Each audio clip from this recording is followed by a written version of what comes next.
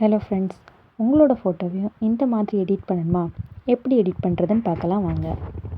First உங்கள் ஃபோனில் Gemini app download பண்ணிக்கோங்க அல்லது ஜெமினி வெப்சைட்குள்ளே போய்க்கோங்க. இப்போது இந்த ப்ளஸ் சிம்பிள் காட்டக்கூடிய இடத்துல உங்களுடைய கேலரியை ஓப்பன் பண்ணி உங்களுக்கு என்ன ஃபோட்டோஸ் தேவையோ அதை இங்கே செலக்ட் பண்ணிக்கோங்க. இப்போது இதில் கொடுத்துருக்கக்கூடிய ப்ராம்ப்டை அப்படியே காப்பி பேஸ்ட் பண்ணிங்கன்னா உங்களுக்கு இந்த மாதிரியான ஃபோட்டோ ரியலிஸ்டிக்காகவே எடிட் ஆகி கிடைக்கும். இதுக்கான ப்ராம்ப்ட் உங்களுக்கு நான் கமெண்ட் பாக்ஸில் கொடுக்குறேன், செக் பண்ணிக்கோங்க.